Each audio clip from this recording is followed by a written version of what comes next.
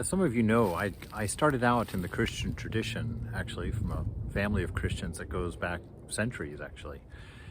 And when I read in the Vedanta that truth is one, though the sages have called it by many names, it really lit a fire of interest in me to see if I could take the most beautiful things that I've gotten from the Vedanta, one of the most ancient philosophies of the world, and teach them through Christian scripture.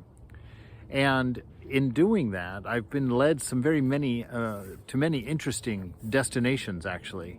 And one of which is that I'm not unique, that this idea of the Vedanta in Christianity has been going on for at least decades and is certainly active and alive today. And one of the discoveries was given to me by a friend of mine who's a priest living in Arizona. And he sent me this book right here, which I've only finished actually the first chapter or so, and have already found some delightful things in it that I wanted to share. In the first part, the part that was very exciting to me, it's written by a Cistercian monk. It was published in 1982. It's a French book initially.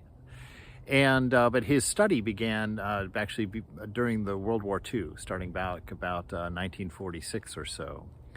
And he says, "As for ourselves, we shall unequivocally say that after more than 40 years of intellectual reflection on this doctrine, this idea of Vedanta, what he even calls his Christian Vedanta, having allowed it to impregnate us more and more profoundly, we have found nothing that has seemed incompatible with our full and complete faith in the Christian revelation."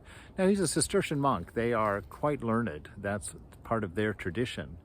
And so he goes on in great depth to talk about the doctrines and theology of Orthodox Christianity, and has come to this conclusion.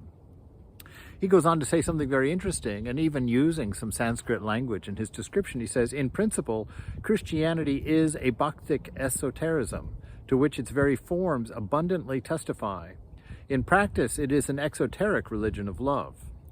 Now he goes on down below and opens the doors even wider, even into the vision of what Sri Ramakrishna taught coming up on 150 years ago. He says, "Every Orthodox religious tradition contains within itself, in potentia, the full spectrum of spiritual possibilities open to mankind. And to be fully human entails the recognition of these possibilities, for man has no right to be content with less than the highest that is open to him." Now, what a beautiful insight there. Here we have a very dedicated Christian Cistercian monk really expounding the ideas of Sri Ramakrishna taught 150 years ago. This idea that within all Orthodox traditions, lasting traditions, deep traditions of contemplation found in the world's religions, that each one of them holds within it the potential for the full realization of the depth of our human experience as divine. And that none of us has the right, I love the way he puts this out there, none of us has the right to settle less than to understand this full potential of spiritual life. That it isn't our right to be ignorant. And that's a very important thing for us to remember in everyday life.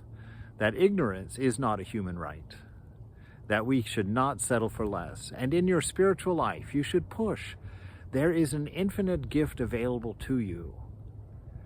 And it is your right, your expectation, to find it, to touch it, to know it, that light can come into the world through you.